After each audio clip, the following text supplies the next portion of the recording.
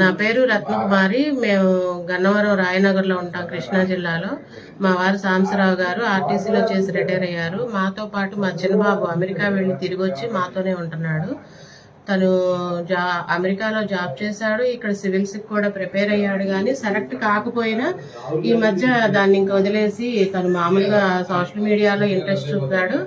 అయితే నిన్న సోషల్ మీడియాలో సీఎం గారి మీద అభ్యంతరకర పోస్టులు పెట్టాడన్న నెపంతో వాడిని ఆరోపణతో తీసుకెళ్లారు పోలీసులు. వచ్చి ఎస్ఐ గారు ముందొచ్చారు.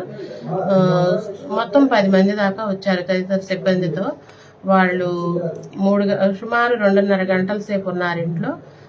తన ఫోన్లు, ల్యాప్టాప్లు, నా ఫోన్తో సహా బ్యాంక్ అకౌంట్ బుక్స్, పాస్పోర్ట్ ఇవన్నీ కూడా వాళ్ళు తీసుకెళ్లిపోయారు. మరి ఎవరో ఎఫ్ఐఆర్ నమోదు చేశారమ్మా ఈ పోస్టుల గురించి.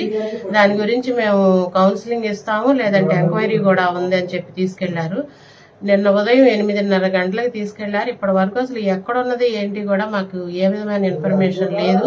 పోలీస్ స్టేషన్కి మా వారు 4 సార్లు వెళ్ళొచ్చారు, కానీ వాళ్ళు నుంచి మాకు సరైన సమాధానం మాకు తెలియటం లేదు. ఇంతవరకు బాగున్నాడమ్మా అంటారు, ఎక్కడున్నాడో తెలియదు. నిన్న ఉదయం ఒంటి మీద బట్టలతోటి తను వెళ్ళాడు. మరి ఇప్పటి వరకు పరిస్థితి ఏంటి, ఎట్లా ఉన్నాడు మాకు తెలియజేయాల్సినటువంటి అవసరం ఉంది పోలీస్ వారికి. అది కూడా సరైన సమాధానం ఇంతవరకు లేదు. మేము ఆదుర్దా పడుతున్నాము. ఇంకా ఇట్లా నిన్న ఉదయం నుంచి ఇప్పుడు సుమారు ఒక 30 గంటల దాకా అయిపోయింది. మరి తీసుకెళ్ళి ఏ విధమైన సమాచారం లేదు.